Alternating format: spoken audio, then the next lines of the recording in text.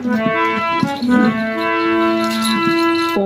जयंती मंगला काली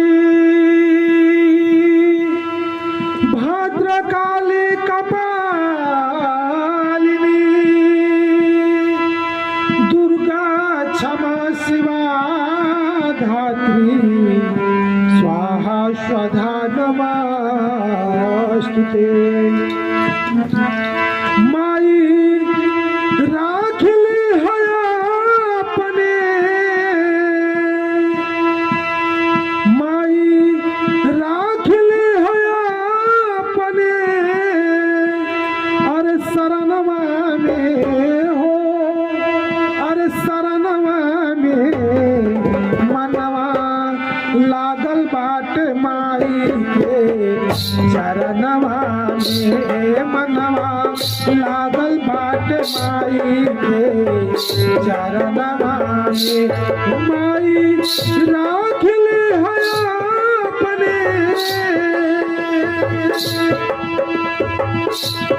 माई राखली है अपने शरणवा से हो, शरणवा में मनवा लागल बाट माई के चरणवा में मनवा लागल बाट माई के चरणवा में।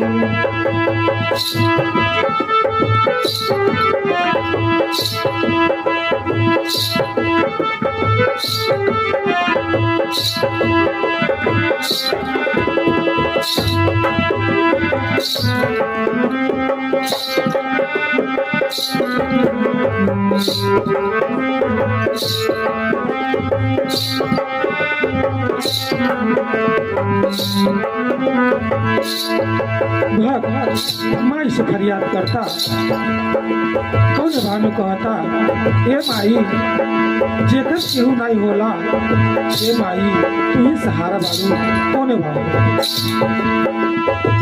आधमा अधीनन के सुनी करके तेरी झट से उबार दिहलू कैलू न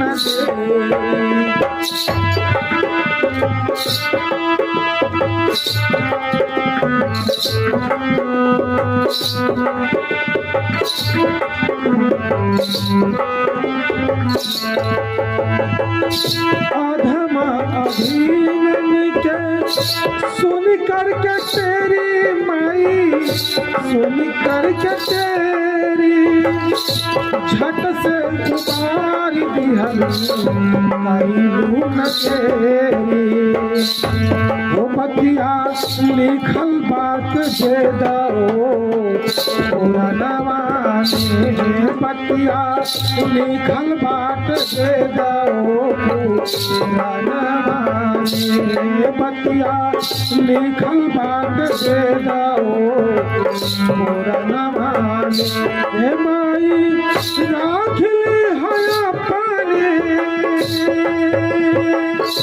ए माई राखली है अपने शरणवा में हो, शरणवा में मनवा लागल बाट माई के चरणवा में मनवा लागल बाट माई के चरणवा में मनवा।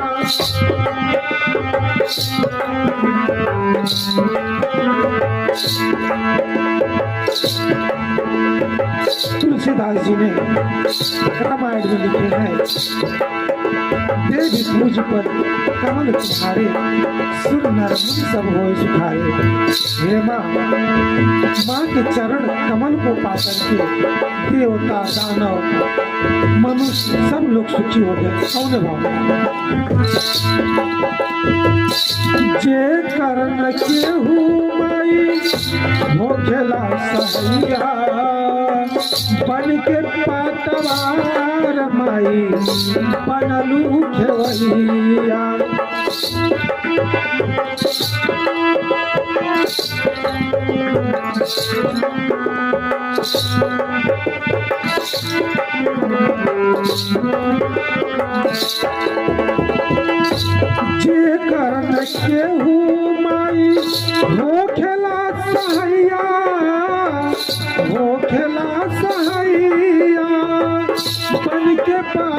हमार माई बनलू खेवैया हो रउआ बसल बाड़ी भगतन के नयनवा में रउआ बसल बाड़ी भगतन के नयनवा में हे माई राखिले हया पानी